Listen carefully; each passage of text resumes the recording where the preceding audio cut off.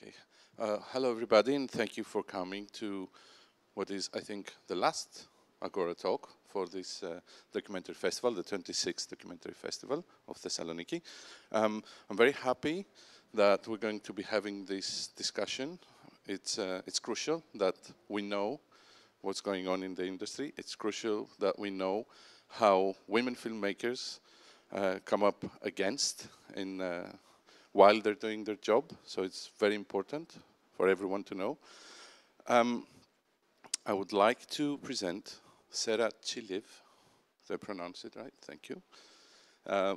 Sarah will be moderating this discussion, and I'm very happy to have with us a very old, loving friend, Miss Laura Barry, all the way from everywhere. Miss Annika Meyer, who I just met. It was really nice to meet you. Nina Maria Paschalidou, also who I just met. Fascinating. And Elina Psikou, who we've partied hard in the past. And enjoy this amazing discussion. Oh, by the way, I would like to thank the municipality of Thessaloniki for providing this wonderful space. We thank them very much. And I will just pass the floor to you, Sarah. Thank you. Thank you, Thanos. Can you hear me? Yeah? Hello, everyone. And I want to start by thanking the festival, Agora Talks, for naming this talk, We Care a Lot. It changes everything, I feel like, because I have been thinking about the documentary industry. We have been thinking about the documentary industry as an industry of care. It's full of people who care about the injustices, about the brokenness, about war, about how to change things. And so, yeah, it's a beautiful naming, I feel like. And then as I was talking, I was thinking about how to moderate these amazing women after watching their films. I found myself thinking a lot about trauma and how it's defined. And when I think about trauma now, it's mostly defined by most therapists as something that happens to you. It's either one event or a series of events or a set of circumstances that kind of leave the system unable to deal. And in that moment, when I'm talking about the system, I'm talking about a person, I'm talking about a relationship, I'm talking about collectivities, I'm talking about collective trauma, and I'm talking about generations sometimes. And what happens is, when that rupture happens, the system cannot hold its own, feels like it can't hold its own, and it can't navigate this thing, and it freezes, or it fights, or it has a fleeing effect, or it just shuts down in the moment. But what happens afterwards is that it keeps repeating itself, unless it's helped through. It keeps repeating itself, and what happens is it silences. It silences that part that feels like it can't go on, most times. It silences our authentic expression. It disconnects different parts in us. The part that feels like that can't go on because it's there, it's stuck in the past, in that moment. And the part that wants to go on, that kind of wants to run ahead and do things and be like the old times. And so it also disconnects us from our feelings, from our bodies and from our feelings, and we don't know what to do with ourselves. It's like our flow is broken. And then finally, it kind of makes us lose a connection to our future, to our sense of meaning, and to our sense of what we can do, how we can be in the future. And when therapists and facilitators work with trauma, there are many ways we work with trauma, and the main thing is attuning into what happens in a person or in a collective or in a family or in a relationship. We just witness, we stay with curiosity as to watch what's happening there. And to be listened to be witnessed, is a big thing. And then we go slow, because trauma freezes, and there's that part that can't really go as fast as it used to. That function in the, I'm using the word function. It can't just function in the old ways that it has been functioning.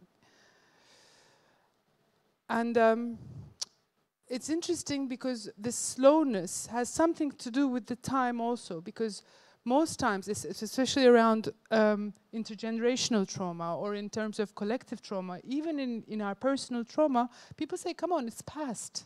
But it's never past, it's always here. The pain and the horror are always here. So I guess what's catching my attention is when therapists or facilitators work with trauma, they're witnessing, they're being curious, they're looking compassionately as to what can happen, what kind of a different kind of future can happen.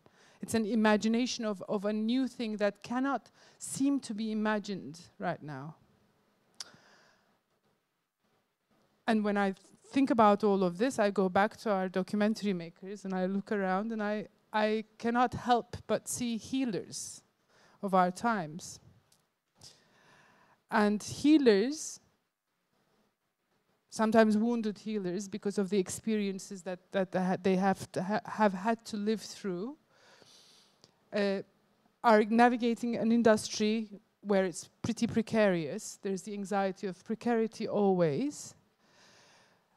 They're also working with vulnerable participants, so there's a lot of care that needs to be taken. There's vicarious trauma. They go into fields that are hurting the world. They're in the most intense hotspots of the world, where trauma keeps getting remembered and polarizations happen. And they stay there for us, being curious, being sensitive. And usually, they're not working in safe environments. And what I feel like is also happening for women directors and women producers is that they're also navigating a patriarchal system in which things need to function as they should function. Things are known as such. Things can be fixed. Things can be pushed forward. And there's a stigma around mental well-being, mental health. The slowness is not always accepted, And so there's a lot of, so this is why I'm especially indebted to the festival for bringing this up, because when I look at documentary makers, women documentary makers, I see how they navigate trauma and the meta skills they work with, which I find incredible, and the impact they have. So yes, that's why it's my definition of healers of our times. And so I would like to, before I pass the word on, I would like us to kind of talk about, as we discussed, 4 different stages of how you deal with your documentaries, or how a documentary idea arrives to you and then goes out into the world. One of them is, we're talking about structural discrimination, we're talking about the world's brokenness in general. And then I realized that whether it's domestic violence, whether it's disability, whether it's gender violence, whether it's body autonomy, we're talking about films that, we're talking about directors that have chosen this one thing to work on. And I'm wondering what that connection is for you all.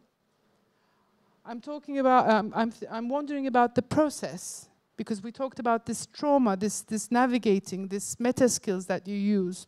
What, if anything, resonates in your experience as you went through this filmmaking process? What touches you in terms of trauma, how you navigated it, the meta skills that you needed, maybe the support that you needed? The third question would be around impact. What have you seen change? And the fourth is, what would you need? Like, what would you need for this industry to support you with? What would you need for people around you, for your teams, for your for funders, festivals, what would you need? So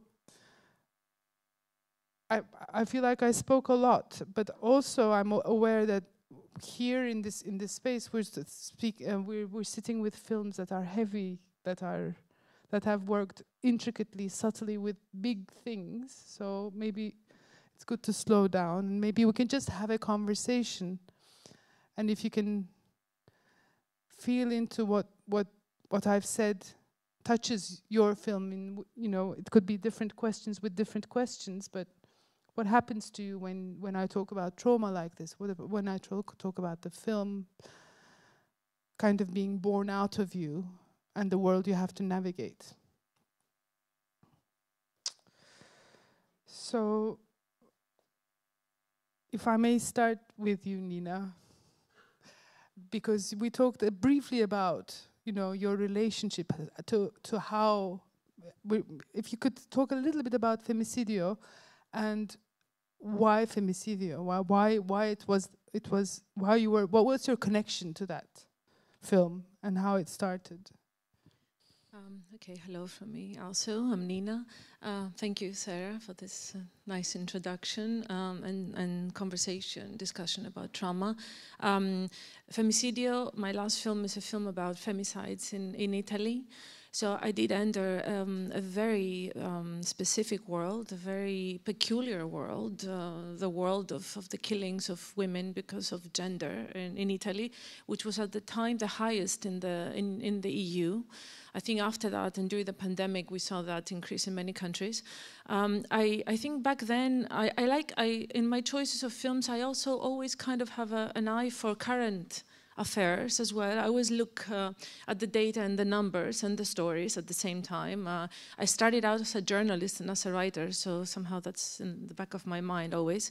But femicidio was a very personal decision, and I think I understood that later on. I would like to show a small clip from the beginning of femicidio, just to introduce Laura, my protagonist. So I'm gonna try this.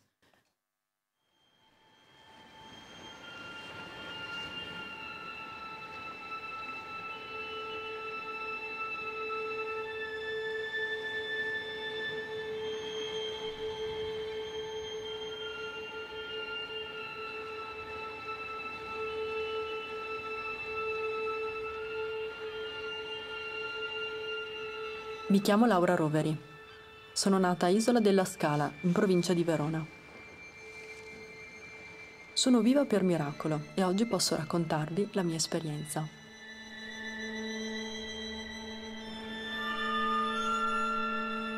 Tutto è iniziato nel 2012, quando lavoravo in un locale e nello stesso periodo studiavo. Ho conosciuto un uomo che aveva lo studio proprio al piano superiore di questo locale.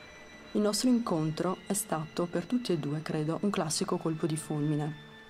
La mia relazione con questo uomo è per me ancora oggi un enigma.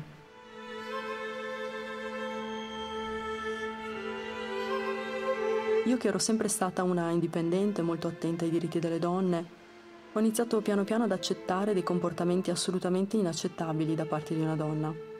Ho permesso a questa persona di limitare la libertà della mia vita quotidiana.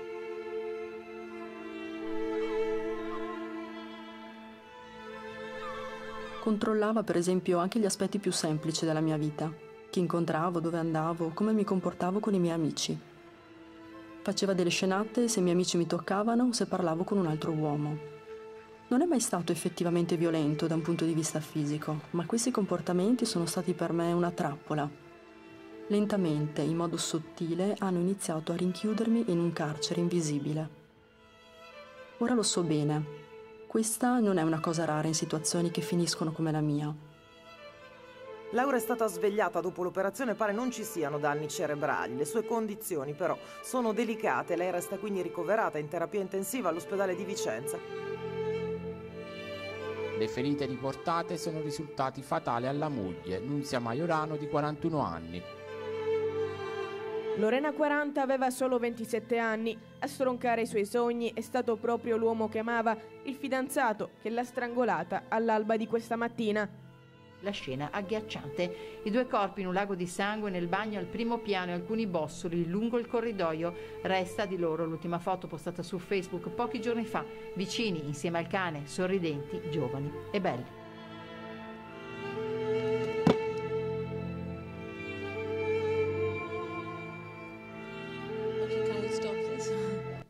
Okay, it stops. So sorry.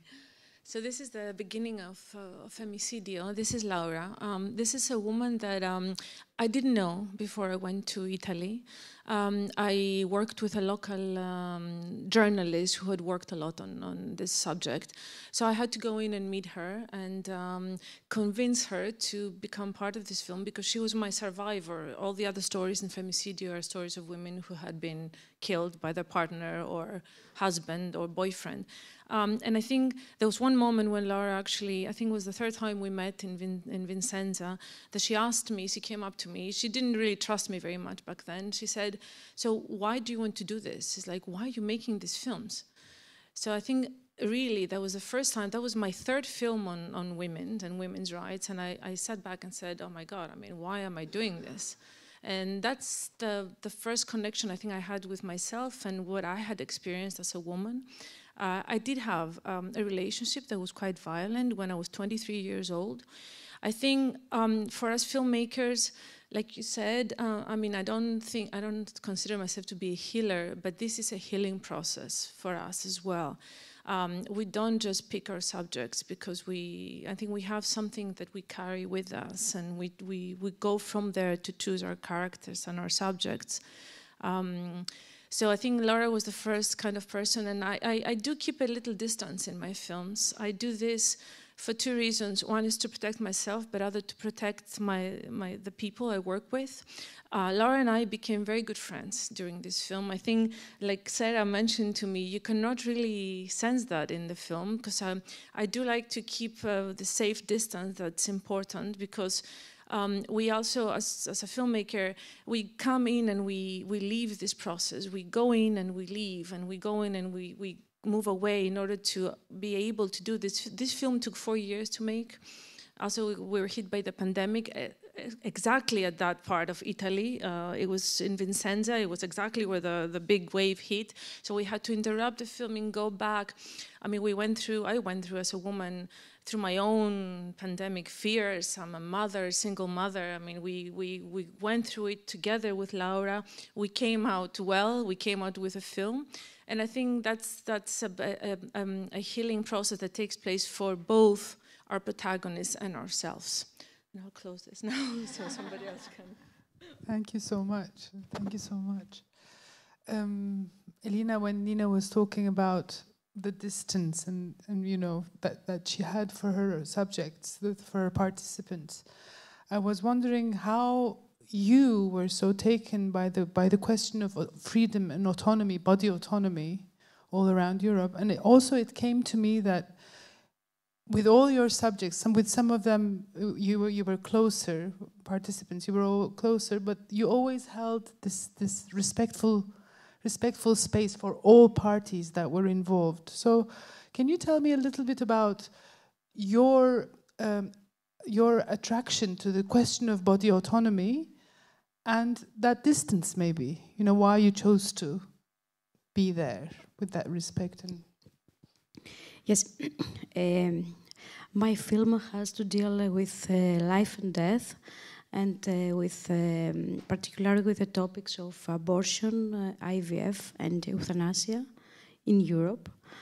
And I have to say that personally, I have never did an abortion. I have never tried to make an IVF therapy, and I haven't in my environment a case of a person that would like to try euthanasia. So, in a first level, there is no personal connection. But as you said in my film, I give a lot of space to a lot of people to talk about their experiences and their beliefs. about all these topics. I give a lot of space to people who have very different opinions about my opinions about all these topics, and this was a big challenge for me to talk with all these conservative people and to listen and to respect their beliefs. And I think that this was my personal path.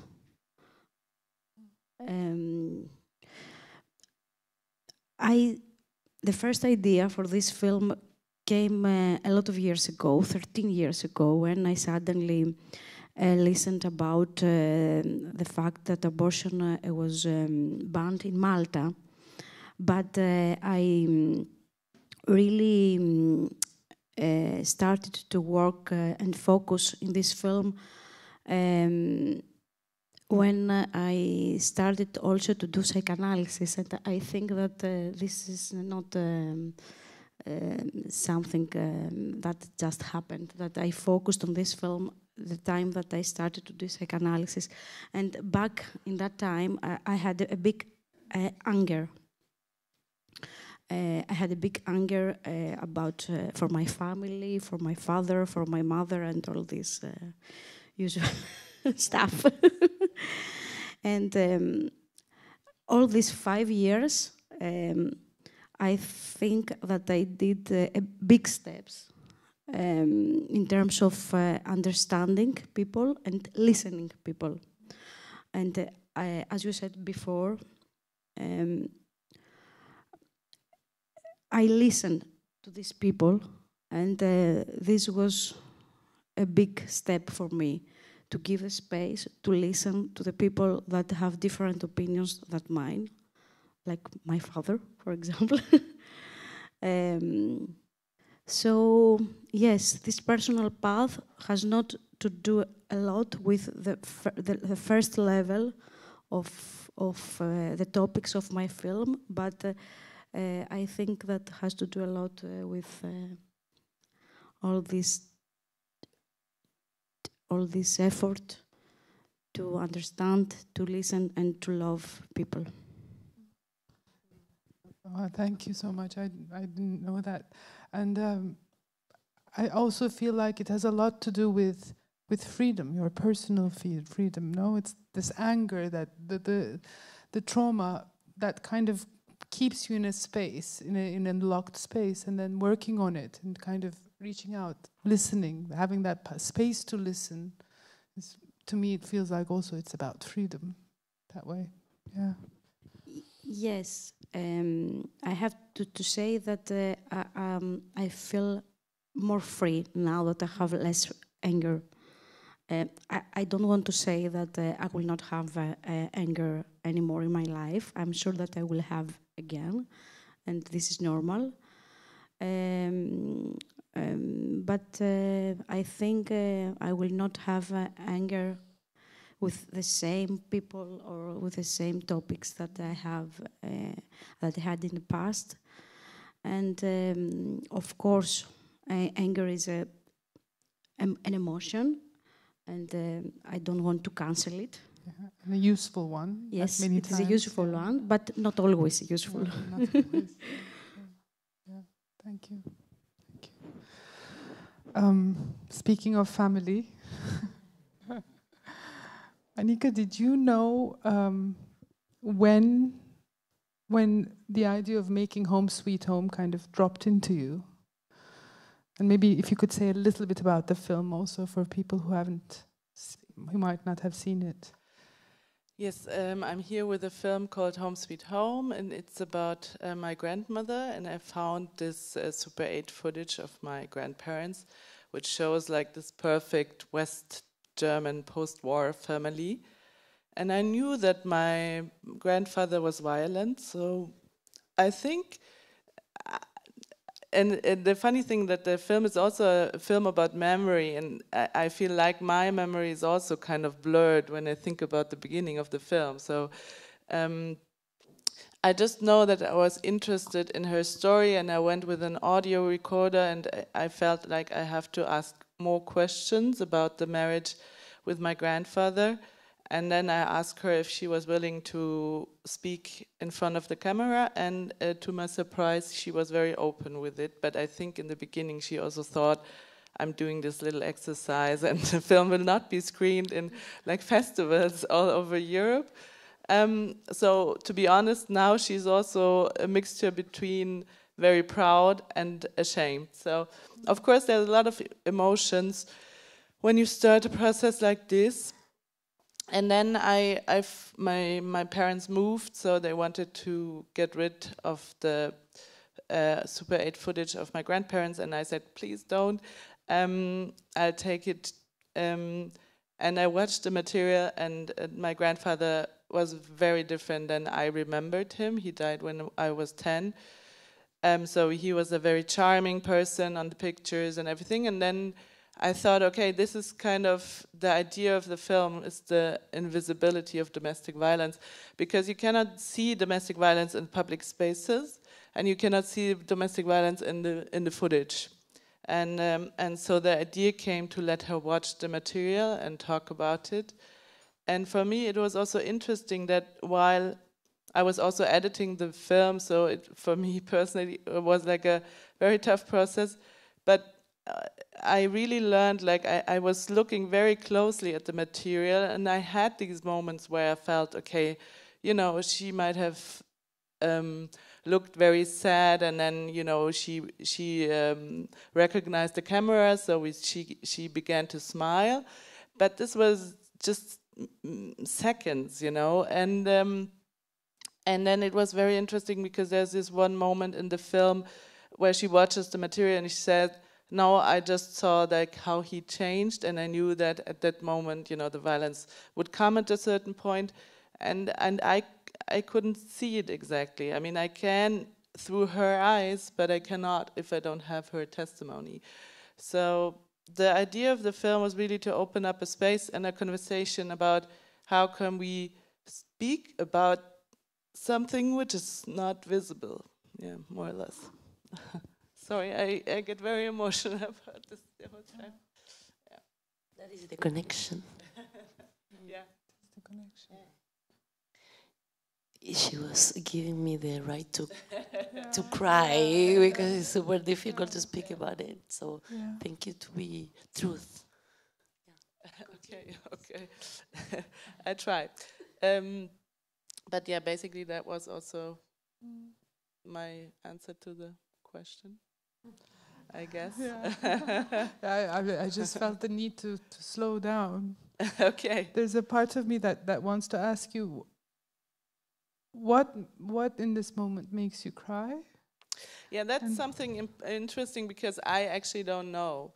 And I mean, I stopped watching the film during the screenings because I feel like, okay, then I'm gonna cry.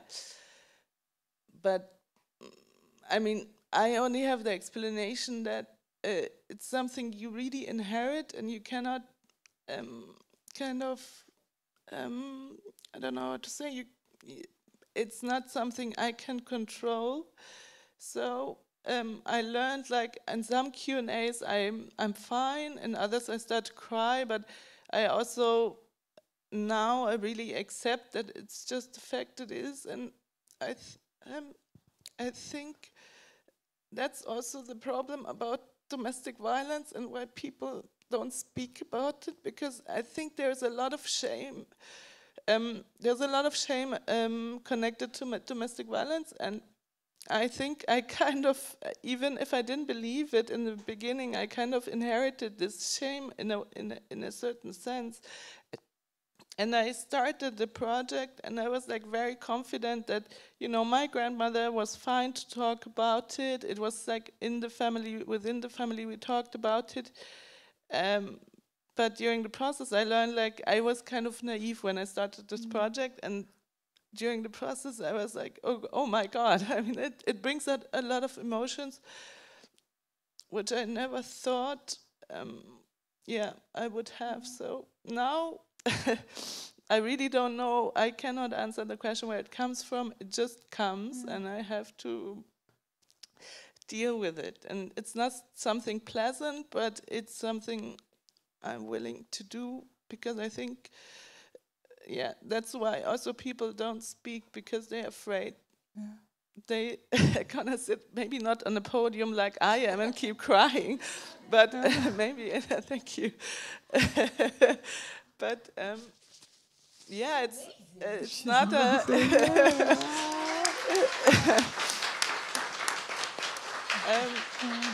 yeah, it's just not a very pleasant emotion you're going through, no? So, but for me, it was so important to speak about domestic violence or partner violence, and when I did the film and I talked about it with friends and like say, yeah, I do this project, a lot of people opened up and told me stories about their own family, and I was not aware of that. And so I think that's the whole problem, because we don't have the space to talk about it, and we always think it's like our personal problem, and it's just a family problem or a private, stuff. This is not something which is, to talk in front of others. So yeah. Thank you for your tears, Annika. It's because I feel like you're crying the tears of the whole family, of generations of tears, of things that have not been talked about, for shame, for fear. This is kind of like you are leaving, you are working for the family, you're crying for the family. Well, I don't know, because, yeah, maybe, I don't know, but yeah, I think sometimes we also overestimate what films can do, like to be really real, because for my father it was very hard to deal with the whole process, and he had a lot of fear, and I think it was a good process in the end, but he was still kind of, I think he hoped for a little bit more openness within, the family, like with his mother and his brother. And they talked in the end, but it's also, it can only ever be a start. It's not gonna change like the whole family structure that is there for a long time. But I still felt that it was like a good process in the end, but it's very complicated. So I spoke in the beginning of the project with another director, and she was like, "You're doing a very personal project. It's gonna be very tough. Good luck." And I was always like, "Yeah, well, no, I think it's different from my film." And in the end, I was like, "Oh my God, now I know what she means." And I thought about her comment quite a while. So I can only encourage female filmmakers to do this, but you have to know it's a process you going through then. And I'm just going to ask another question. Could you have used, now looking back, would anything have helped you? Any kind of support, any kind of knowledge, any kind of network of solidarity, something would... I'm not sure about it, because this was also, I felt this was something really I had to deal with. So that was also my decision to work as an editor, and I produced the film together with a friend. We didn't pitch the project nowhere.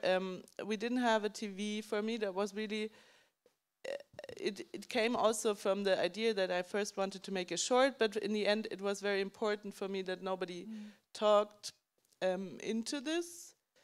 And I don't know, maybe, but maybe it was also right just to go through it, in this way. And I have to say that I worked a lot, like after I edited with the sound designer, and it was great work, and he was very supportive as well. So I don't know.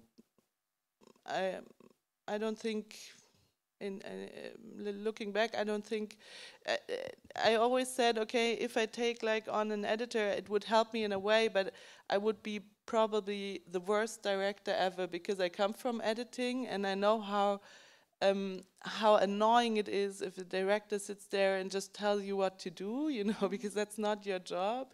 So I always felt with this project I really need to explore myself and play around and play with the material. And even though I get really emotional when I talk about it, the film is not so much emotional. And that was really important to me, to give a space for people to reflect. So also with the sound design and the music, I always didn't want, you know, to have very sad music, because I felt like, okay, I really want to open the discussion. I don't want to put it into a dark corner and then, you know, it's like some people feel very sad and that's it. I really want to make people think about what they see. But I talked a lot, so I think we should move on. Yeah, I hear you when you say, you know, I went through this and I had to go through this. And I also hear the need for the connection with the family, you know, something that wants to get unsilenced. And a part of me wishes that we had those structures, that when a director kind of goes in there, we're here to help. We're here to help. Yeah, maybe one word with the markets. Maybe if it's a very personal project, just be aware that it's very difficult for the films, because I feel like people can be very harsh, and I get why. It's still an industry, and in the end you have to sell your film and everything. But with personal stories, just to be respectful to the team.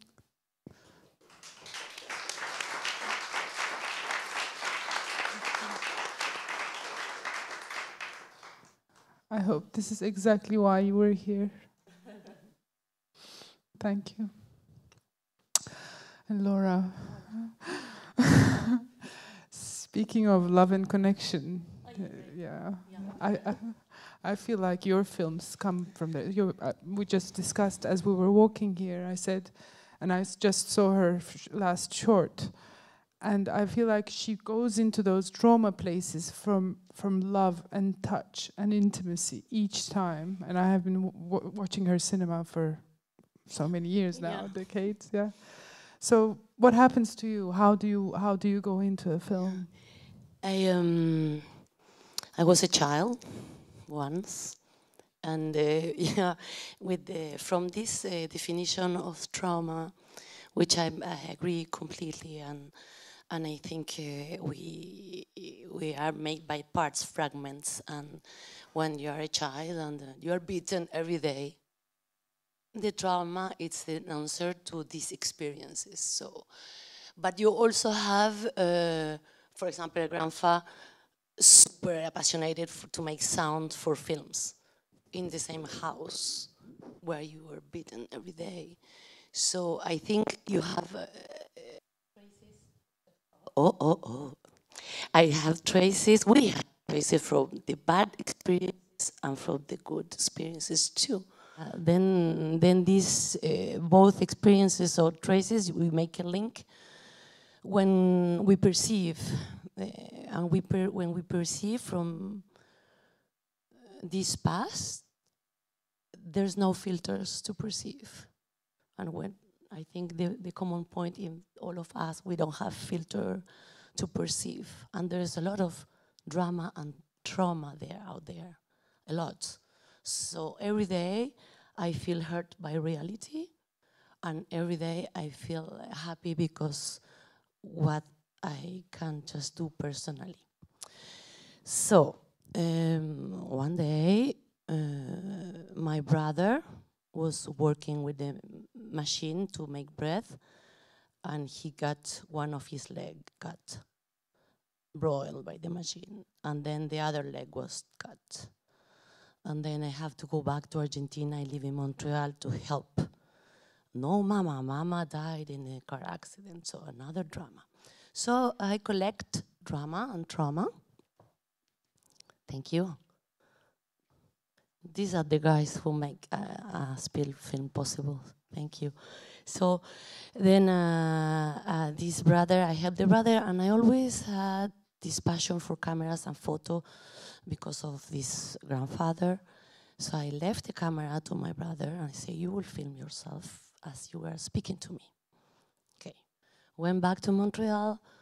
I was working, I teach teachers education through art, and I was with this Japanese student who didn't speak French, but just Spanish, and then I see this blind boy coming And he touched my ignorance to say, I'm teaching always through art, visual arts, but I never thought about a blind person.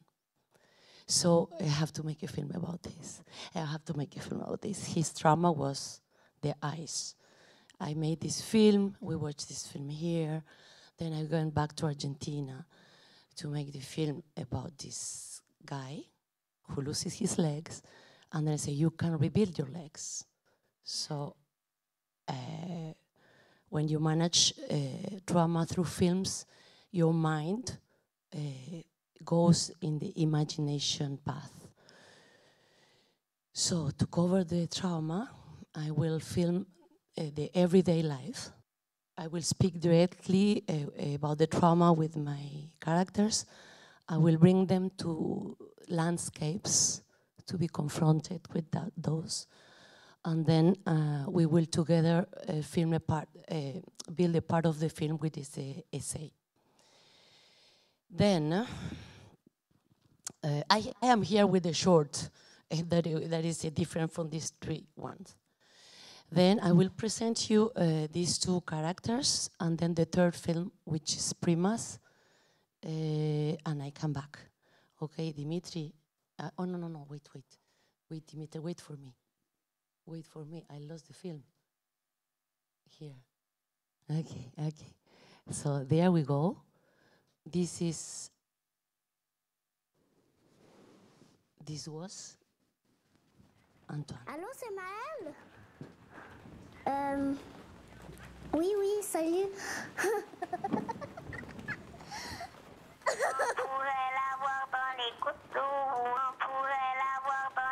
Ouais, parce que ça se peut que Madame Ruski soit dedans. Oui, on peut l'avoir dans les gouttes d'eau si on veut, mais on sait pas trop. Faut que t'appelles la rouillette. Et le détective aussi. Ouais, prépare-moi le kit de détective parce qu'on part en mission.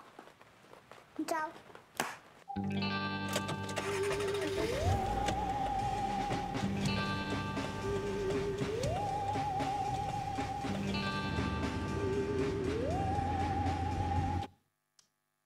So Antoine, this is Antoine, he taught me how to treat trauma. His family taught me how to live just running, be free without seeing. So the film was an exchange between what he can hear, he was the sound man, and what I can see. Then I have to show you Ariel. This is Ariel. And as long as cinema allows us to express ourselves not only through words, but through movements, through music, through paintings. So this is the way that I work with them in landscapes and then see what is going from that to us.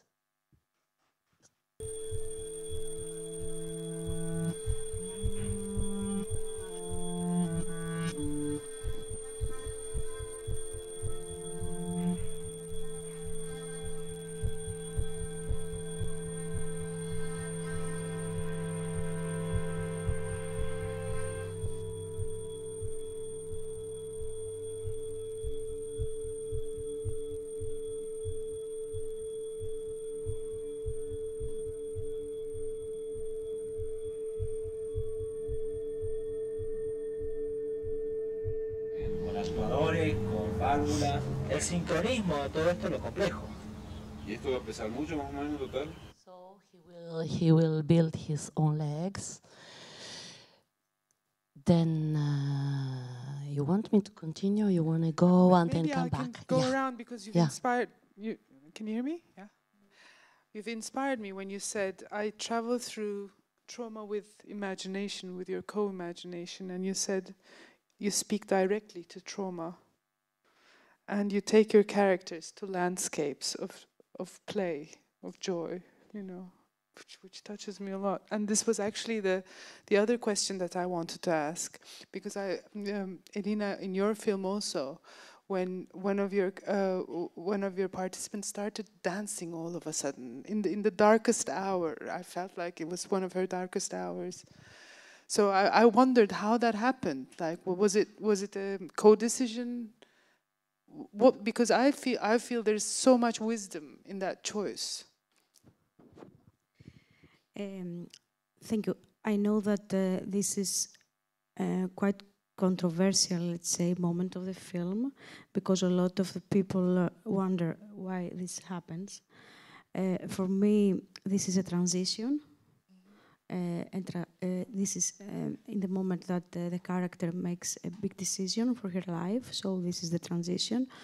It was an idea of me that I discussed a lot with the character, and I was very lucky, we were very lucky, because this girl, Robin, likes very much singing and dancing, but this is something that I didn't know when I had this idea. So when I shared with her this idea, she was very enthusiastic about it, and I think that for her was a part of dealing with her trauma. I have to share with you that in the film, during the film, she's not pregnant, but she used to be pregnant, and she had an abortion. So in the film, she lives her experience again.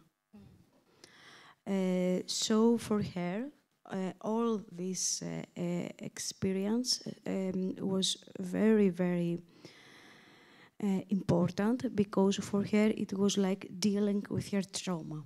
She had a big trauma about her previous experience, and her participation in the film and this representation of her experience was a big relief for her. And this dance scene was part of this relief. And you two got there talking about it, how to do it. How did the decision come up? Did she tell you that she wants to dance it out? I tell her that I had this idea. Okay. What do you feel about it? I tell her, I had this idea. Well, how do you feel about it? And she said, oh, you know, I'm a great dancer. I love dancing. Ah, okay. I said, okay, I have no idea about it. And then we started filming, because we were a small crew. We did all these shootings in Valletta, in the capital of Malta, without permissions, you know, with a small camera and just 3 people. So we visited all these public locations, and she started dancing in front of the parliament, and in big squares, and in the big fontana. And she was very happy to do it in front of the people. You know, Malta is a touristic island, so there were tourists all over the place. So she danced in front of all these tourists, and she was very happy to do it. And one day after this shooting, we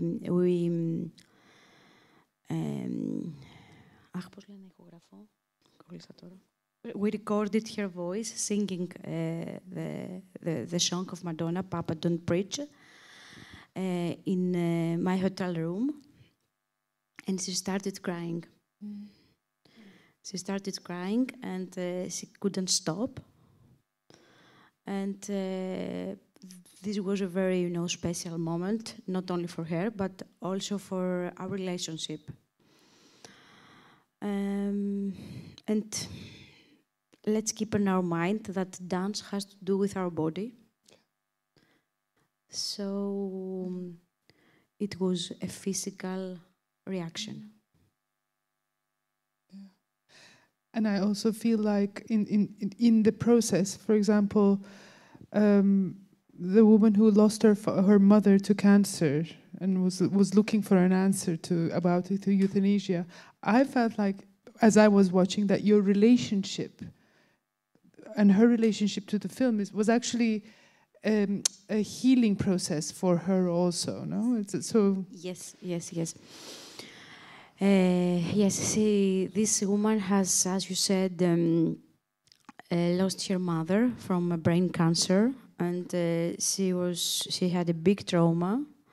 And when she found out that there was an announcement about a documentary who shared about people who have a special relationship or a special need about death issues, she called me. No, she didn't call me. She wrote me an email, and this was a very personal email, writing to me that she really wanted to be part of this documentary because for her it is a part. This will be a way to deal with her trauma. So during all this film, during all the shootings. For her, she said to me again and again that the film is part of her psychoanalysis. And even if yesterday that she was together with us at the screening of the film, and this was the first time that she showed the film, after the Q&A, after the screening, she talked to me again that you know that you are my psychoanalysis. It's beautiful. Yeah. And Nina, throughout, I'm thinking Femicidio, but also your other films. During the process, were there moments where either your relationship to your participants, with your participants, or the making of the film, kind of co-creation, I would say, that it had an impact on trauma, on healing? Do you have moments like that comes to your mind?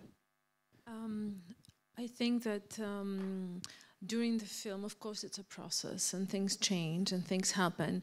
I think one of the things that I can really relate to when I also listen to the directors here is that these people in the film, sometimes it's the first time they tell the story in front of the camera. And it's all the trauma they're carrying. I had this interview with Gianni, who was the brother of Nunzia, one of the women that were murdered in the film, one of the femicide cases. And the moment he was giving us the interview in the south of Italy, he realized that it was his fault also that Nunzia was killed, his sister, because he didn't do what he had to do as a brother. He knew about the violent relationship.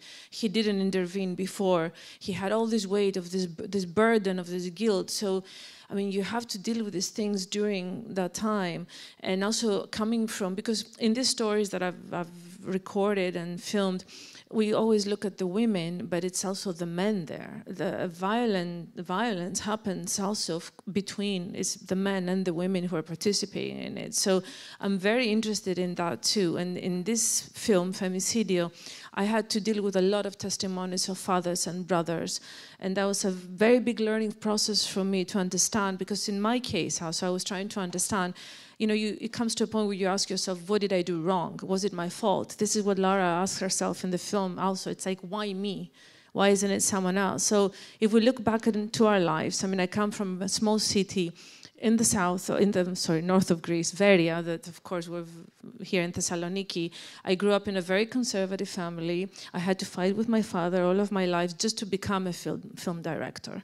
And we disagree on a lot of things. Of course, today we're reconciled, and you go through the anger and you forgive yourself and your parents and so on. But I think that process of realizing and asking this question and again, and that's the healing process. That's where all the trauma from our grandmothers who taught us different things, to our mothers, to who we are today, and to our children. I think that's this process that for me is lovely as a creator. It's just beautiful. And no matter the pain, is just beautiful in the end. Thank you so much. I want to turn to you, Annika, if you're all right. Okay. Yeah. Okay. Because you also told me yesterday that there was something in your father that was touched throughout the film. And I always, since last night when we talked, I imagine you kind of having a new relationship with him, you know? Yeah, in a way, but my relationship with my father was also always very close. So we had a good relationship, and my mother always said, yeah, you're the only one in the family who can do this film because he trusts you. I mean, he also trusts my brother, but in a different way.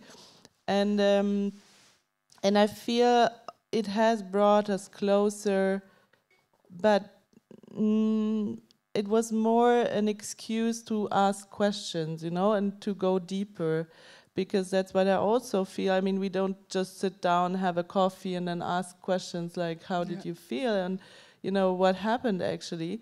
So film for me is also often a good opportunity just to open up and have an excuse, in quotation marks, to ask very personal and deeper questions. And of course I knew about the violence, but I didn't know about the extent also he went through. So yeah, it brought us closer, but also at some point he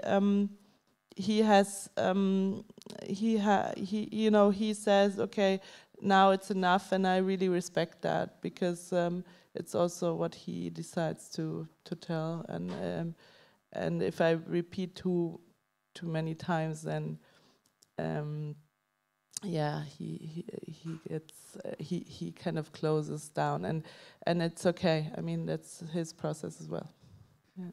And I'm feeling like that's probably what he trusted in you, you know, because you were the only one he could trust to do this. So it's not a coincidence that you knew those boundaries, you knew how to hold, you knew when to ask. Yeah, I mean, it was I think it was a difficult process for all of us, because it was like a testing ground, no? There is no rules, so you kind of test of, okay, I was talking about the film. He sometimes asked questions because he got interested, and then I felt, okay, he didn't want to know exactly, and then at one point I really felt I needed to show him the rough cut, because now that's the elephant in the room and he doesn't really know what I'm doing. And in the beginning, when the first time he saw it, he was like, my childhood was so much darker that for him in the beginning, my concept of, you know, taking a step back and watching the material in a more neutral way, or looking at these really beautiful images, didn't really work out. So I think the imagination of what I was doing was also very different from what I did. So I felt it was really good to show at some point and not have, you know, kind of this big question mark in the room. And when he watched the film, when it premiered in Leipzig, he said, yeah, it has become a very different film, and it actually hasn't. But I think, you know, the whole experience when watching it again, also with an audience and stuff like this, he really got what I intended to do. And I think because he knew already, you know, it was like a different watching experience in a way. Yeah. But I mean, I also knew that he was not, probably didn't want to go in front of the camera, and I really respected that. And also, this was not my idea to do this in the first place. I'm hearing so many creative choices in every moment of what you are saying. And so much tenderness, and so much what I call meta skills of what's happening in what's happening in the room. Where do I put myself? Where do I put these feelings? There's always this part of me that says more support is needed for people who choose to do this. And so I would like to kind of jump to the last question, because I also want to leave space for questions from the audience about what in a high dream of a world for the industry, also for the filmmakers, for example, what would you want? What would you need, you know, for this kind of creativity, for this kind of courage, for this kind of impact to come through? As filmmakers, what would you need?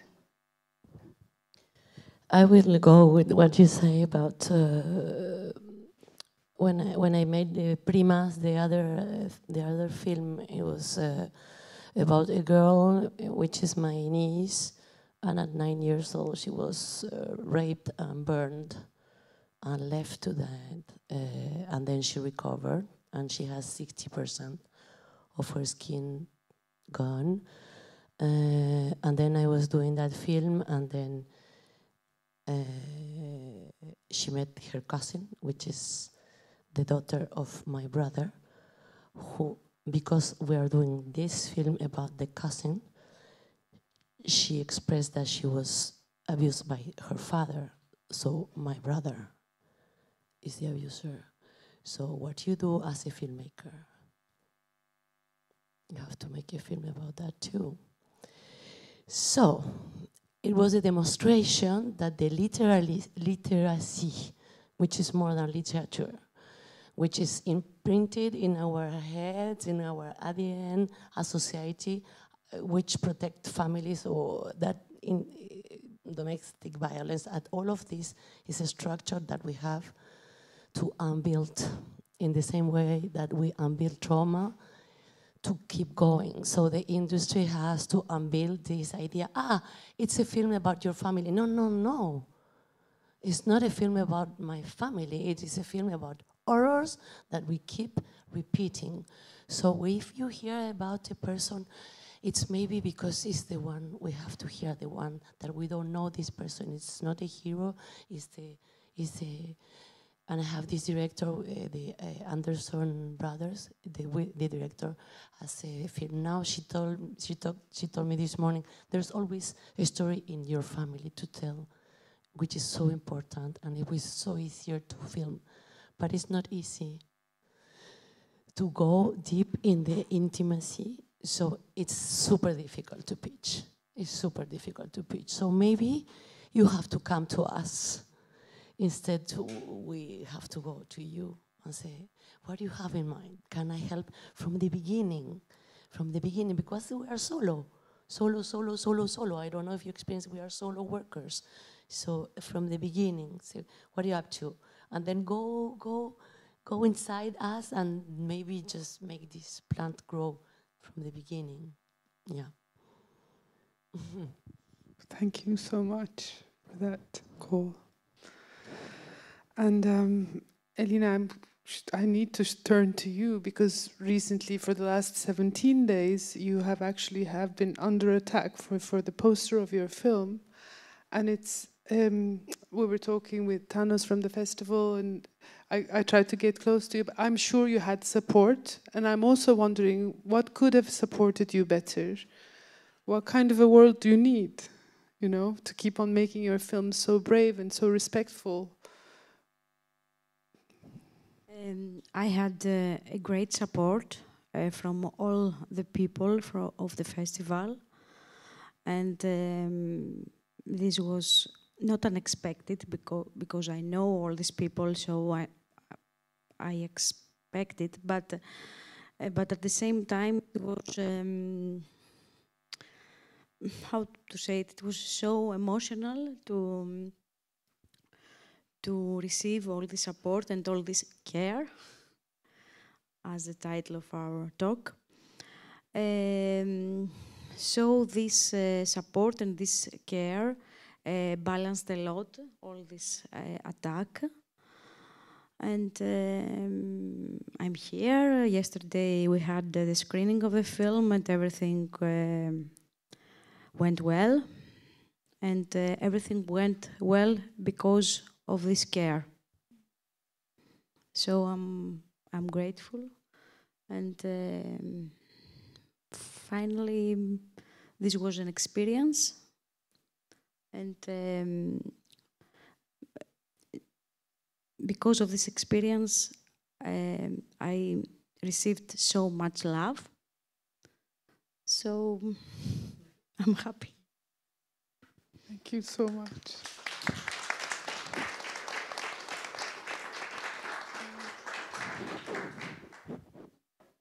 Yeah, it's kind of, Annika, it brings me back to what you said about markets being so cold. just, you know, I feel like what you spoke to has also resonates with that. What are we doing here if we're not caring? What is this industry about if it's not about caring? So how can we start building those structures where mental well-being is, you know, our support, our systems, our support? We can trust that anywhere we go, we trust that those supports are in place. Yeah, I mean, I feel Thessaloniki is a quite safe place in that regard, because the market is really like, you know, looking to have this positive atmosphere also during the pitch and everything. But in the one-to-one meetings, I think it's just good to remember that even if it's not a project for you, that's not a problem, but it's more the problem how you respond. And sometimes I feel it's better if the decision makers just said, look, it's not a project for me, but I can see a potential, or you could go there and stuff like this. So it's not about, you know, having to support everything, but it's more the way you react and how you how you formulate your critique and stuff. But yeah, I mean, I think Thessaloniki is a really, really nice place to pitch. So it's already very well taken care of. And you have a new project right now, right, Nina? Yes, I have a new project. But before, I just want to tell a story about this safe environment for women. And of course, we need a safe environment to express our opinions and tell our stories. But it's more than that. I remember I was in Paris on a team of all men, which was okay. But then we were actually having a conversation. It was a project about the future of Europe with Arte. And this girl came. She was an investigative journalist. And so anyways, she was there for 2 days. And then I was speaking to one of the directors. And I was like, well, Brenda has to go and rest because she's pregnant. And he's like, she's pregnant? She was 8 months pregnant. Her stomach was like here, her belly was here. And I mean, I think of course, it's an extreme story, but I'm just, it's also, when we're doing our films, we're also experiencing our own issues, our own things. I remember I was at IDFA pitching Snake Charmer, my film. I was breastfeeding. I had my baby there with me. There was no room to breastfeed. I remember running back to the hotel, going back and forth. So I think, yes, it's also, we are women and we are still quite vulnerable. I mean, it's the way that the society is built. It's also, we have physical needs, and I think there has to be an understanding of that as well as a safe environment, in the case of Elena, to express what we want and to say what we want. But Thessaloniki, I have to say, is a friendly environment in that sense. Despite what happened, it's not one of the hostile environments that we have experienced, I think, maybe in other situations. And I agree with the industry. In my case, I had super good experiences, and where the producers were included in the budget the ticket for the kids and for the babysitter. Yeah, because and they included, and they were 2 women, just film producers. So this is a good point you bring. Just keep including in the budget and all of this that we are making. It's very important as well. Like, I mean, I remember I had to move to Brussels to edit my film, and there were no options for having my son with me. So I had to fly back and forth where I could actually take him there for, if there was some sort of budget to keep him there and go to school there for 6 months. So making our lives easier, I think, is very important as well for that. And the new film that we just pitched at the pitching forum is called Survivors. It's about women and survivors from cases of domestic violence. One of them is a trans woman who's actually telling her story of attack, a very similar story with what we actually experienced here these past days, where we had the homophobic attacks on top of what was happening with the Linda's poster. So this film, I think we are getting the support we were actually looking for in terms of not, I'm going to spend money on this film or fund it, in terms of understanding what kind of film we're making. And the fact that we're an all women's group, we decided that to have we have a safe environment, a filming environment for our characters. I think that there is a little bit of a change in the industry and the set from when I started making films about women, when it was just another film in a bulk of films. Now it's the more distinct. There we see more appreciation and understanding of this kind of films. So hopefully we'll see a better situation. And I hear in your voice, you know, because we've talked about mental well-being and support systems and solidarity, but you're also asking for structural changes, that these inclusive structural changes happen in the industry. You know what happened after the screening of Primas, this film about the two girls? I experienced this in each country, in each festival. There's a lot of girls wait for me, a woman, and a lot of men to speak for the first time about their abuses. So when men, they were waiting for me to speak, they will collapse. It's different than women. They will collapse in my arms. So I really needed someone to help me, because sometimes I will spend like 3 hours after the screening alone. He listened to each story. It's the first time you speak. Okay. Where do you live? Okay. Even in your festival, happening in Istanbul, 2 girls were being raped by our father for. Okay. Did you talk to anyone? No, they don't believe us. What we can do? So, in this, we have to think also about that. You know, only in hot dogs, I have a psychologue helping me. Yeah. It's so important what you said. It's so important. You have these guys in your arms. It's actually understanding that the impact of this is and the wife looking at me, and then she knows at that moment that her husband was raped when he was a child. Yeah. That's why we do films and film festivals. It's a net. It's a net of peace and quality. I swear, and love. I swear. Just yesterday, I was talking to Svetla from Cinema Politica, and they recently started after the pandemic. When they have their screenings, they have active listeners, you know, who are there to actually hold the impact of the film on the audience. So yeah, we have a lot. We have a lot of things to do and things to imagine into this. As you said, you know, using our imagination into this trauma space where we can be together there. It's not just neither the directors nor the audience nor the participants are left alone in this. Because one of the aspects of trauma is we don't speak, and then I make them dance or but nobody speaks.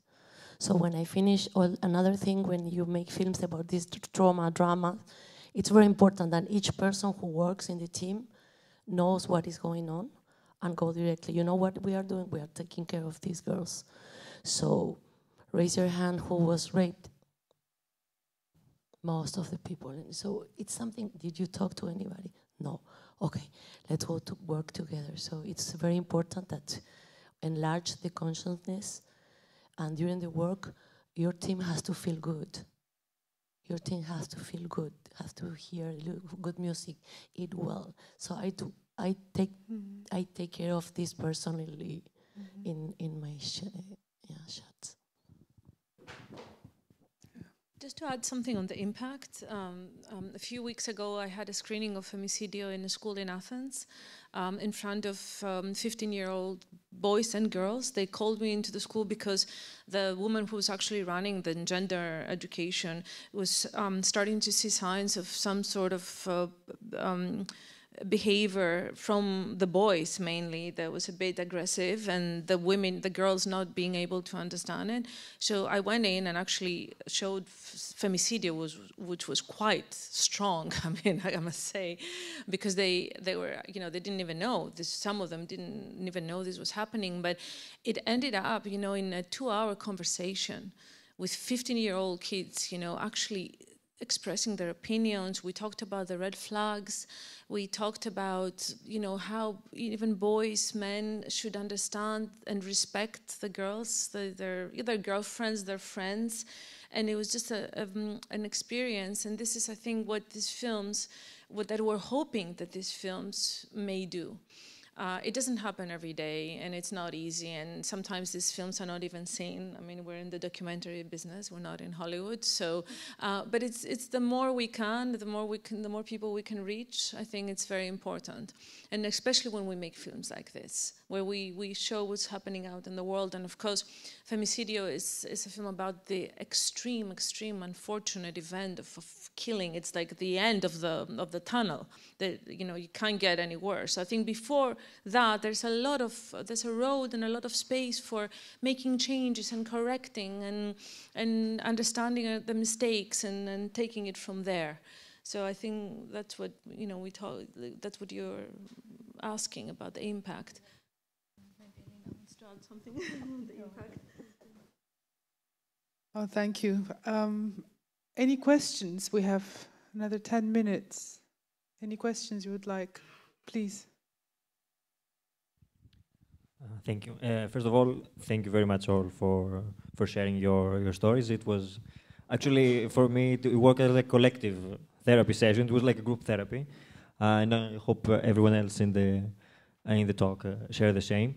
I actually want to hang on for something Annika said about the sense of shame connected to trauma.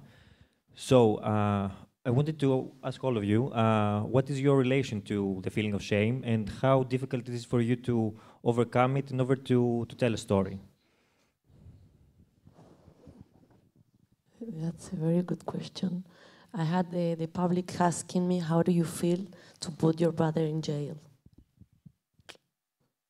It's super big part of the process, but it's again a balance between what is a good consequence of having watched this film. For example, for the characters, they are doing well, they are doing better, all of that. But for us, I think after we finish the film, it's the emptiness, and the emptiness is the house of the trauma. So we go back there, but then we go to the imagination, which is the house of the survived. So it's a dialogue. But shame is part of the why we do this. And it's also to bring our individuality in the society and back. Yeah, it's an interesting question. For me, I think why I could do this film, because I was the grandchild and not the son or the daughter, you know. So I think this distance helps with overcoming shame, because for me it was rather the opposite. It was like I was very proud of my grandmother for speaking out. I knew that it's very important. So I don't feel ashamed myself, but I had to handle a lot of this within the family, you know. And it's not something evident, it's not something people speak about, it's more about these, you know, little things that are going on, and, or, you know, some things, you know, my grandmother wouldn't tell me, but my dad, or, you know, things you learn which are going on and you don't think about it. Yeah, so, but I think it's like, it's important to have a certain distance to overcome shame, because it's a very strong feeling, I guess. Would you like to add anything? I mean, just that, yes, I mean, for example, in Italy, in Femicidio, the shame of having experienced a femicide, even as a collective. In Trentino, the small village that one of the small villages I filmed, a 20-year-old boy killed his girlfriend, who was 20. They were in the 20s. So the small town was completely shaken by the shame of something like that happened. They could not even name it femicide. Femicidio, they refused to do that. The mayor had to quit. I mean, I think this small example shows about how society wants to silence this, and they don't want to speak about it. And I think in our families, I think now as things change a little bit, it's easier to say these things, I think. But back in the times of our grandmothers, I think there's so many secrets and so many things that we don't know about, and we don't dare to ask in family environments. That it's probably astonishing. But I really appreciate Annika's opening and film, because it's, when you dare make a film like that and Lola's about your own personal, stories, I think it's very, very courageous. And then it's not, like you said, one person's story. It's a story for everyone. It can happen to everyone, and it's all around us. In the film, there is this girl from Italy, Caterina, who does the trip from Italy to Greece for an IVF treatment. And all the crew, we had some difficult moments with her and her family, because her mother and her grandmother and her aunt were with her and helped her, but her father loves her, but he couldn't understand her decision. So we are there, and it was very difficult for us to handle all the situation. There was a shame of the father for her daughter. They live in a very small city. The name of the city is Cecina. It is a very, very small city, so everybody knows everybody. This was a joke that we said during our staying in Cecina, but also during our staying in Malta, which is also a very small island. So everybody knows everybody was our inside joke. So it was very difficult for Caterina and for us, of course, and for her father to deal with his shame. In a more personal note, my parents haven't yet seen my film. They will watch it in the end of March during the Greek distribution. So I have, let's say, an agony about how they will receive it. Yes,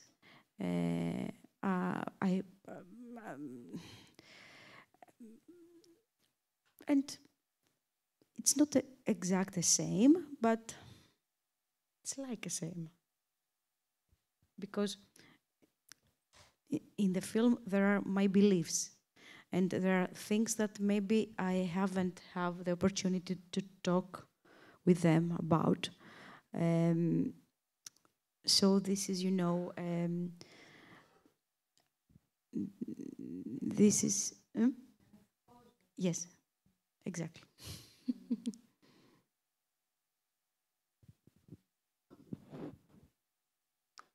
It's such tender decisions again you're talking about, and I feel like once you've all spoken about the question around shame can't stay so long when people start talking consciously to each other and kind of listening to each other. And I feel like now that you've all spoken, this is why I call you healers in that way.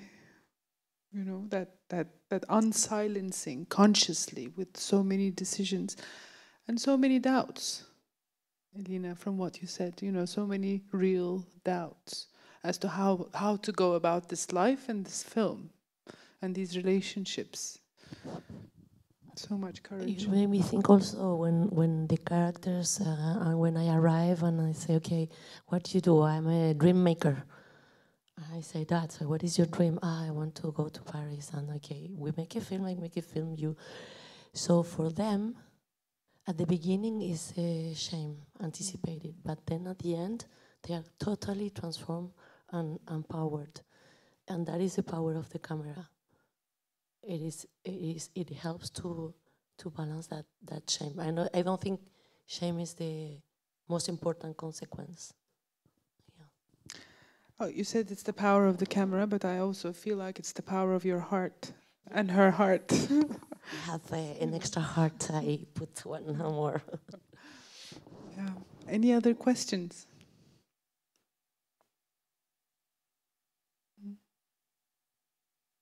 We've been so intimate. It's at points I forgot that there's an audience, and it makes me kind of yeah.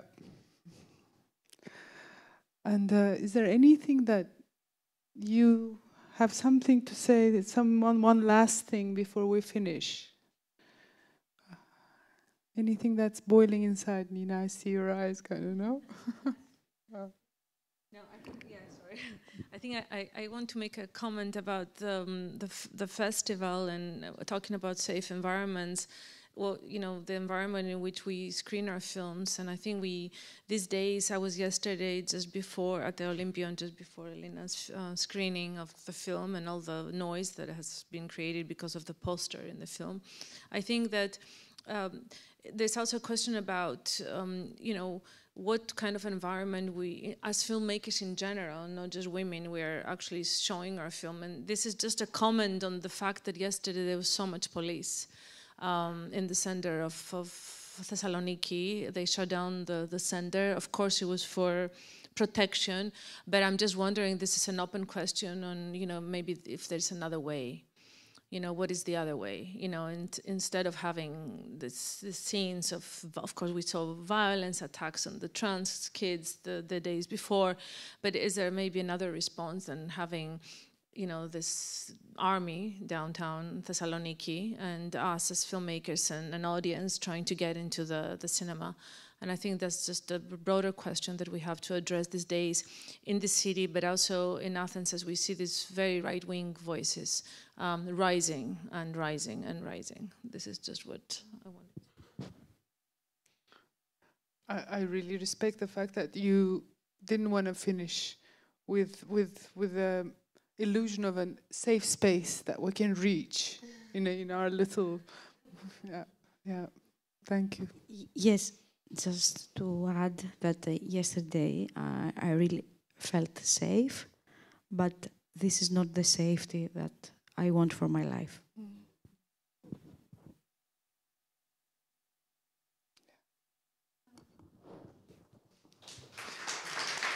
Thank you so much. Thank you, thank you, thank you. Thank you so much for your courage, for your healing, for breaking the silence. Thank you, thank you.